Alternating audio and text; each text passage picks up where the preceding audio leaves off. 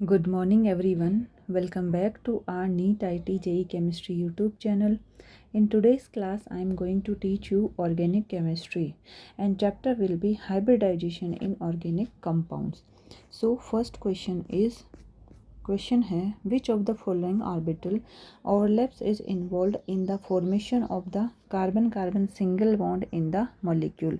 एक यहाँ पे मॉलिक्यूल दे रखा है जिसमें ये जो कार्बन कार्बन सिंगल बॉन्ड है इसका हमें हाइब्रिडाइजेशन निकालना है। तो इसके लिए सबसे पहले हम थोड़ा बहुत हाइब्रिडाइजेशन के बारे में जानेंगे। तो ये है हाइब्रिडाइजेशन। तो ये हम देख रहे हैं ऑर्गेनिक कंपाउंड्स के लिए।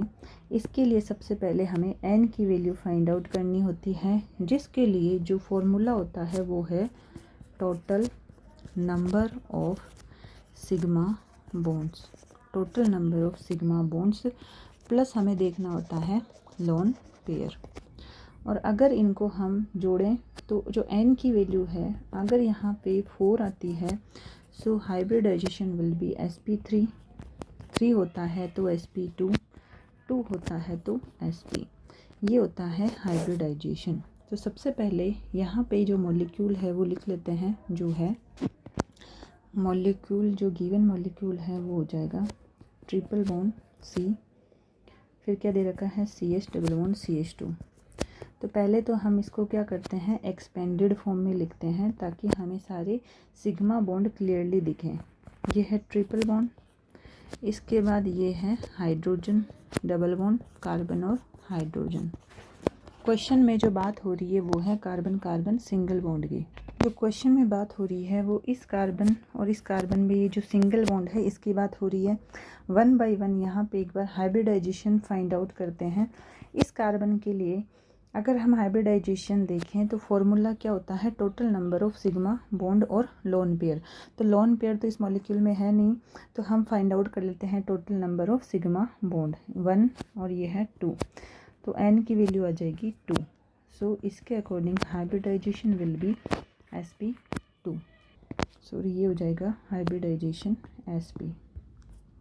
अगर n की वैल्यू 2 मिलती है तो हाइब्रिडाइजेशन हो जाता है sp। इस कार्बन पे बात करें तो ये जो कार्बन है इसमें जो सिग्मा बॉन्ड है वो कितने हैं 1, 2 और 3।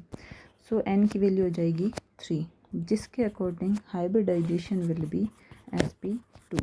तो इस कार्बन और इस कार्बन पे ये जो ओवरलैपिंग है वो किसके बीच में है sp और sp2 हाइब्रिडाइज ऑर्बिटल के बीच में। सो इसके अकॉर्डिंग आंसर विल बी ये हो जाएगा C option sp and sp2।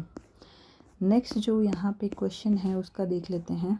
Hybridisation of arrow headed carbon is. ये जो कार्बन है इसका हमें हाइब्रिडाइजेशन देखना है। जो यहाँ पे गिवन मॉलिक्यूल है वो इस तरह से ये है ट्रिपल बॉन्ड, तो इसको बोलते हैं हम बेंजाइन।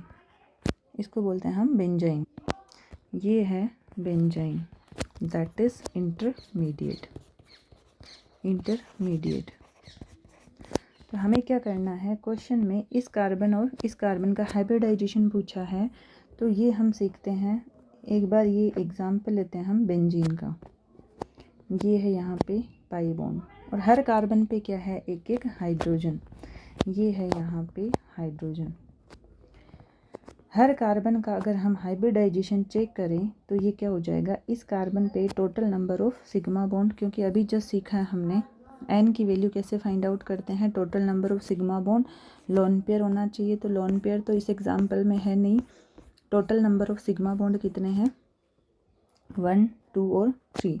n की वैल्यू हो जाएगी 3। सो हाइब्रिडाइजेशन विल बी sp2। इस तरह से जो जितने यहाँ पे 6 कार्बन है सबका हाइब्रिडाइजेशन क्या हो जाएगा sp2। तो यहाँ से अगर ये हाइड्रोजन अपने इलेक्ट्रॉन लेके निकल जाएं, ये हाइड्रोजन अपने इलेक्ट्रॉन लेके निकल जाएं, तो यहाँ पे हमें एक स्ट्रक्चर मिल जाएगा इस तरह से। ये है पाई बॉन्ड जिस पे क्या है इन पे तो हाइड्रोजन लगे हुए हैं और ये है एक एक इलेक्ट्रॉन। ये ऑर्बिटल कौन सा है sp2 क्योंकि ये कार्बन कौन सा है sp2 हाइब्रिडाइज। तो यहाँ जो ओवरलैपिंग होगी वो हो जाएगी इनके बीच में। जिससे जो यहाँ बॉन्ड बनेगा वो किस तरह से बन जाएगा, इस तरह से ये एक मॉलिक्यूल, और ये बन जाएगा ट्रिपल बॉन्ड। ये क्या कौन है, बेंजाइन। तो ओवरऑल ये जो पाई बॉन्ड है ये कौन सी ओवरलैपिंग से मिलके बना हुआ है, sp2 और ये क्या होता है, वीक, इसको बोलते हैं हम वीक पाई बॉन्ड। ये है वीक पाई बॉन्ड। ओवरऑल ये जो कार्बन कार्बन डबल बॉन्ड यानी ये वाला बॉन्ड मिला है, ये किस ओवरलैपिंग से मिलके बना हुआ है, sp2। So answer will be C option. So before we move forward, if you like this video then please like, share and comment, and if you are new to my channel then please do subscribe। तो आज की class में हमने topic cover किया था organic compounds में hybridisation. तो देख लेते हैं एक बार कॉन्सेप्ट क्या यूज करना होता है, किस तरह से हमें क्वेश्चन सोल्व करना होता है। जो फर्स्ट क्वेश्चन था इसमें एक मॉलिक्यूल गिवन है और इस कार्बन और कार्बन के बीच में जो यहाँ पे हाइब्रिडाइजेशन होगा वो हमसे पूछा है। हाइब्रिडाइजेशन के लिए हमें फॉर्मूला पता होना चाहिए, एन की वैल्यू फाइंड आउट करनी होती है जो होता है total number of sigma bond और लोन पेयर। अगर एन की वैल्यू 4 है तो हाइब्रिडाइजेशन sp3, 3 है तो sp2, 2 है तो sp हाइब्रिडाइजेशन। हमने क्या किया, ये है अपना मॉलिक्यूल जिसको हमने एक्सपेंडेड फॉर्म में लिखा। ऐसा क्यों किया, ताकि हमें ओवरऑल जो सिग्मा बॉन्ड है वो क्लियरली दिख जाए। इस कार्बन का हम हाइब्रिडाइजेशन चेक करते हैं तो इस मॉलिक्यूल में लोन पेयर तो है नहीं, तो जो वैल्यू आएगी एन की वो किससे आ जाएगी, total number of sigma bond कितने हैं, 1 और 2, एन की value 2, hybridization will be sp। इस कार्बन पे देखें तो 1, 2 और 3, यहाँ पे सिग्मा बॉन्ड कितने हैं, 3, तो एन की वैल्यू क्या हो जाएगी 3। सो हाइब्रिडाइजेशन विल बी sp2। तो इस कार्बन का हाइब्रिडाइजेशन sp, इसका है sp2। So overlapping will be sp और sp2। So answer will be C option. Next जो यहाँ क्वेश्चन है इसमें क्या पूछा था, ये जो कंपाउंड दे रखा है इसमें ये जो एरो कर रखा है इस कार्बन और कार्बन का हाइब्रिडाइजेशन बताना है। ये क्या है, बेंजाइन जो है इंटरमीडिएट। तो यहाँ पे हमने ये बेंजीन का स्ट्रक्चर लिया है और हर कार्बन पे हमने देखा है कि हाइब्रिडाइजेशन जो मिल रहा है हमें sp2, क्योंकि जो सिग्मा बॉन्ड है 1, 2, 3 टोटल कितने हैं 3, लोन पेयर है 0, तो n की वैल्यू 3, तो हाइब्रिडाइजेशन sp2। तो ईच कार्बन का हाइब्रिडाइजेशन है sp2। अब क्या हुआ, यहाँ पे एक इलेक्ट्रॉन रह गया और एक इलेक्ट्रॉन रह गया, तो ये कौन से ऑर्बिटल है, sp2 तो ओवरलैपिंग इस तरह से हो जाएगी। तो ये जो पाई बॉन्ड बनेगा एक्स्ट्रा वाला, ये किस ओवरलैपिंग से बन रहा है, sp2 जो मिल गया यहाँ पे बेंजाइन। ये क्या होता है, वीक पाई बॉन्ड। सो जो ओवरलैपिंग है वो क्या हो जाएगी, sp2। So answer will be C option. So that's all for today. Remaining part we will continue in the next class. Thank you so much for attending the class. Take care of yourself. Bye.